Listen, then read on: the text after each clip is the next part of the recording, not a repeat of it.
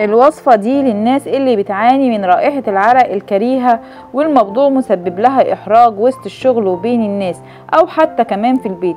تعالوا هقولكوا على وصفة هتقضي تماما على رائحة العرق الكريهة وهتخلي ريحتك حلوة وجميلة طول اليوم. بس خليني أقولكم على أسباب رائحة العرق الكريهة وإيه الحاجات اللي المفروض نتجنبها لأنها بتخلي لينا ريحة عرق كريهة.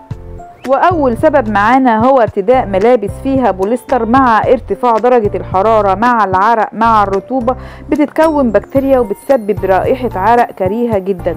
وتاني سبب معانا وهو تناول الأغذية الحارة واللي بيكون فيها توابل كتير مع عدم شرب المية بالقدر الكافي بيكون سبب في رائحة العرق الكريهة، وده لأن التوابل ليها رائحة نفاذة جدا مع كثرة تناولها بتسبب أثر سلبي على الجسم، والجسم طبعا بيتخلص منها عن طريق العرق، وده بيكون السبب الرئيسي في رائحة العرق الكريهة لما بناكل توابل وبناكل مأكولات حارة. وتالت سبب معانا وهو عدم إزالة الشعر تحت الإبط مع بقى الحرارة والرطوبة بيكون سبب من ضمن الأسباب في رائحة العرق الكريهة جدا.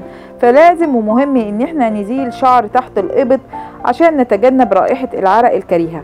واخر سبب معانا بيكون السبب في رائحة العرق الكريهة وهو تناول المنبهات بكثرة زي الشاي والقهوة، وكمان نتجنب المشروبات اللي فيها رائحة نفاذة زي الحلبة.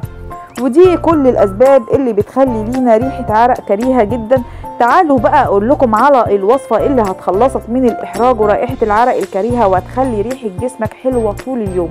كل اللي هنعمله هناخد 3 معالق كبيرة من خل التفاح المعكر، وهو ده بيبقى شكله، شايفين معكر ازاي؟ احنا عايزين الخل التفاح العضوي ده، مش اللي هو شبه عصير التفاح اللي هو الصافي، هو ده اللي بيحتوي على جميع الفوائد اللي الجسم محتاجها. خل التفاح العضوي المعكر هو ده خل التفاح العضوي الاصلي.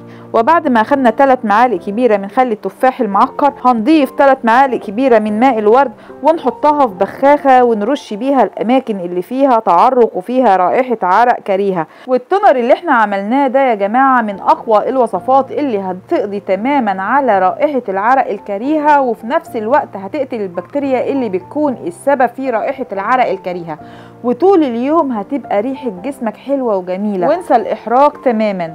يلا مستنيين ايه؟ لايك وفولو، وما تنسوش الاشتراك في القناه وتفعلوا زر الجرس عشان يوصلكم كل جديد. دمتم بخير وسعاده.